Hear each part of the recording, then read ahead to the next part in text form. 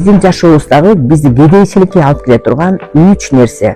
Биринчи, бул биз өтүп кеткен нерсеге кайгыра беребиз да. Кыргыздар айтат го, өткөнгө өкүнбө, кеткенге келе депчи. Биз ошол жакка эле кайра эле бара беребиз да. Отурган жерде эле ошол өтүп кеткен нерсени эстей беребиз.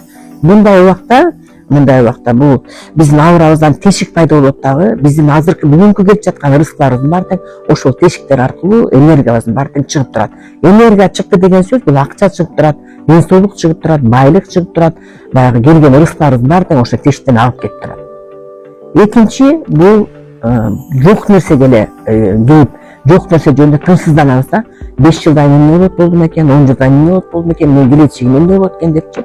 Биз билбейбиз, биздин алдыбыз жок анда, биз алдыны көрө ала турганга, өсө 1 мүнөттөгү алдыга жылып бир нерсени өзгөртө албайбыз да. Ошондуктан алдыдагы нерсени биз Аллага тапшырганды үйрөнүшүбүз керек. Эми үчүнчү, биз же өткөндү айта беребиз, же келечекти айта беребиз. Бүгүнкү күн жөнүндө такыр эсибизде жок.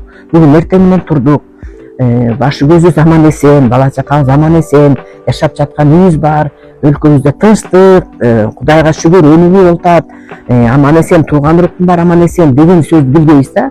Биз же артты карап ыйлайбыз, же алдыны карап ыйлайбыз. Бүгүнкү болуп жаткан, сиз бүгүн ден соолугуңуз бар, бүгүн жашай турган жериңиз бар, бүгүн акча таап атасыз, бүгүн курсагыңыз ток, бүгүн үйүңүз бар. Мына эгер ушулардын баарына ыраазычылык келип жашай турган болсок, анда сиздин жашооңуз автоматтык түрдө өзгөрөт. Себеби баягы тешик жок болот, келген рызкынын бүт баары токтойт, тапканыңыздын баардыгы тең берекелүү болот дагы. Анан ден соолугуңуз ордунда болот, үйүңүздө ынтымак болот, сиздин өзүңүздүн күчүңүз болот. Баягы кичинекей болсо да рызкыңыз өзүңүзгө токтойт. Мына ушундай жол менен гана сиз жашооңузду